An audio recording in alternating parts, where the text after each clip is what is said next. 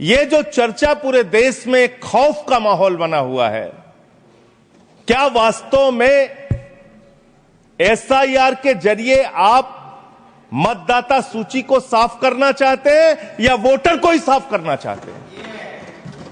आपका मकसद वोटर को साफ करने का है, आपका मकसद वोट चोरी का है, आपका मकसद मतदाताओं की सूची को सही करने का नहीं है। इसलिए यह चिंता है सबको। और दूसरी बात, क्या यह संवैधानिक अधिकार चुनाव आयोग के पास है?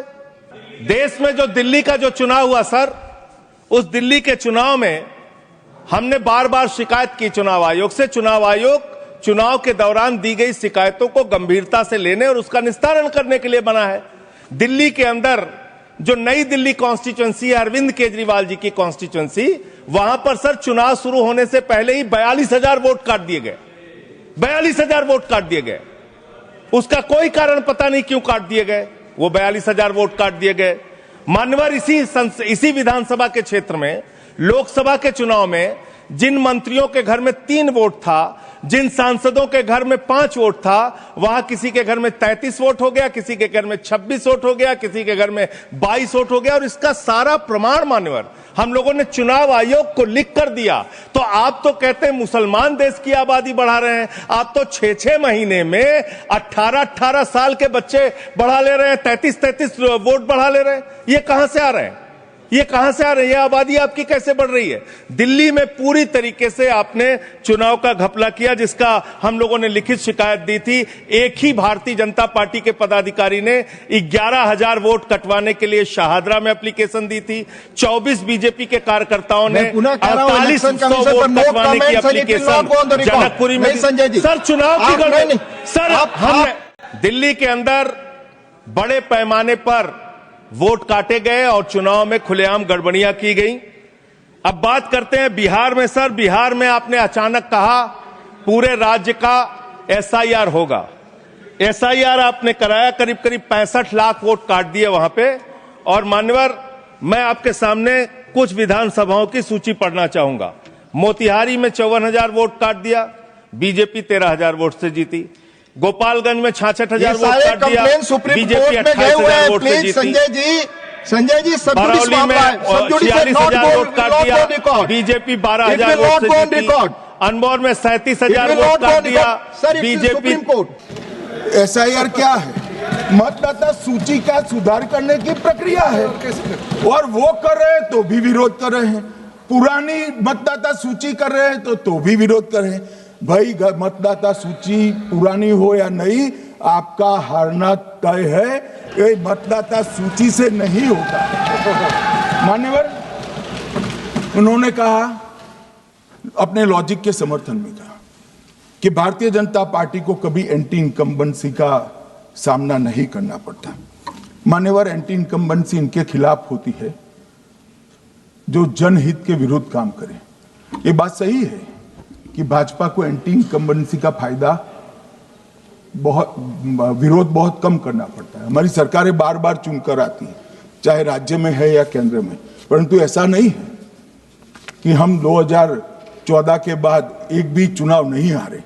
छत्तीसगढ़ में 18 में हारे, राजस्थान में 18 में हारे, मध्य प्रदेश में 18 में हारे, कर्नाटक में भी 14 के बाद हारे, तेलंगाना में हम जीत नहीं पाए, चेन्नई में हम जीत नहीं पाए, बंगाल में भी हम हारे। भाई, तो तब तो ये मतदाता सूची बहुत अच्छी होती है, तब से नए कपड़े पहनकर आप शपथ ले लेते हो। उस वक्त मतदाता सूची का विरोध नहीं करते हो, और जब मुंह की पटखनी पड़ती है बिहार की तरह, तब मतदाता सूची का विरोध करते हो। माननीय, दोहरे मापदंड नहीं चलेंगे लोकतंत्र में। जब आप जीतते हो तब चुनाव आयोग महान है, जब आप हारते हो तो चुनाव आयोग निकम्मा है, बीजेपी का कहने पर चलता है। जब आप जीतते हो, मतदाता सूची अच्छी है, मतदाता सूची अच्छी है, और जब आप हारते हो तो मतदाता सूची खराब है। मान्यवर, मुझे कोई आपत्ति नहीं, इस प्रकार का भ्रांति फैलाए तो फैलाए। मेरा दायित्व है कि इस देश की जनता को एक ड्यूअल स्टैंडर्ड की जानकारी देना, जो मैं आज इस सदन में खड़े होकर दे रहा हूं। मान्यवर, आगे पर भी मैं इस विषय को कहूंगा और ढेर सारे आरोपों के मेरे पास जवाब है। जो 3 प्रेस कॉन्फ्रेंस में, एक सादा प्रेस कॉन्फ्रेंस, एक एटम बम वाला प्रेस कॉन्फ्रेंस, एक परमाणु बम वाला, ये तीनों में क्या हुआ इसके सारे जवाब मेरे पास है। मान्यवर, अब ये कहते हैं कि 2-2 जगह है, 2-2 जगह मतदाता है। मान्यवर, किन किन लोगों के 2-2 जगह मतदाता, मैं इसमें जिनके नाम 2 जगह रजिस्टर्ड है उसका दोष नहीं निकालता मैं, क्योंकि एक जगह से कोई व्यक्ति दूसरी जगह गई तो 2010 के बाद इसको डिलीट करने का अधिकार आरओ के पास से ले लिया गया। इसके कारण ये विसंगतियां खड़ी हुई है। किसके हैं? श्री प्रशांत किशोर जी के 2 जगह मतदाता है, पवन खेरा जी का भी है, तेजस्वी यादव का स्वयं का है, टी सिद्दीकी एनआईसी केरल के नेता का है, मान्यवर संजय सिंह आप पार्टी के नेता के हैं, एक किशोरी पेडनेकर यूबीटी शिवसेना के हैं, इनका भी है। मान्यवर, सामान्य गलतियां हैं, क्योंकि एक नियम आ गया जिसका जब वोट काटने का जिसका अधिकार है उसको रोक लिया गया, तो आरओ वोट काट नहीं सकता था, इसलिए 2 जगह रह गए। अब वही एक गहन पुनर्निरीक्षण से सुधरना है, मगर आप गहन पुनर्निरीक्षण को वोट चोरी कह रहे हो। मान्यवर, वोट चोरी किसको कहते हैं वो मैं बताना चाहता हूं, और हमारे यहां कुछ परिवार ऐसे हैं जो पूछते नहीं वोट चोरी करते। अच्छा, बोलिए आप। हाँ, बोले आप, बोले। हाँ, बोले आप, बोले। स्पीकर सर, मेरा कल एक सवाल था। जो हिंदुस्तान के इतिहास में पहली बार डिसीजन लिया गया कि इलेक्शन कमीशन को, इलेक्शन कमिश्नर्स को फुल, हाँ नहीं फुल इम्यूनिटी दी जाएगी। ठीक है, ये है ना, इसका जवाब इसका पीछे मैं खत्म नहीं किया सर। इसके पीछे जो थिंकिंग थी वो हमें सबसे पहले बताएं। ठीक है। दूसरी बात, नहीं हरियाणा की जहां इन्होंने बात की, इन्होंने एक उदाहरण लिया, वहां पर अनेक उदाहरण हैं। वो भी आपने दिया था ना, 19 वो भी आपने दिया था, इसलिए दिया वो भी। 19 लाख वहां पे फेक लोग, वो उदाहरण आपने दिया था, इसलिए उसका जवाब दिया। और ये भी हमें बता दीजिए, actually let us have a debate on my press conference. Let us go. Let us have very good idea. Let us have a debate on my press conference. Amit Shah ji, I challenge you to have a debate on the 3 press conferences. Please.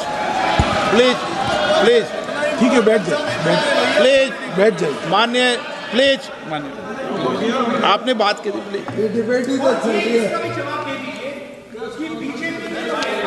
Uttar Pradesh में और हरियाणा में दोनों चुनाव में vote कैसे दे रहे हैं, please ये भी जवाब दे दीजिए। माननीय गृह मंत्री जी। मान्यवर, पहली बात मैं स्पष्ट करना चाहता हूं, मैं 30 साल से विधानसभा और संसद में जनप्रतिनिधि के रूप में चुनकर आता हूं। मुझे लंबा अनुभव है संसदीय प्रणाली का। विपक्ष के नेता महोदय कहते हैं कि पहले मेरी बात का आप जवाब दीजिए, मैं सुनना चाहता हूं। आपकी मुनसफी से संसद नहीं चलेगी, मेरे आप बोलने का क्रम मैं तय करूंगा, इस तरह से नहीं चलेगी संसद। मान्यवर, उनको धैर्य रखना चाहिए, मेरा जवाब सुनने का। इनकी एक बात का जवाब मैं दूंगा, मगर मेरे भाषण का क्रम वो तय नहीं कर सकते, मैं करूंगा, क्योंकि मैं बोल रहा हूं।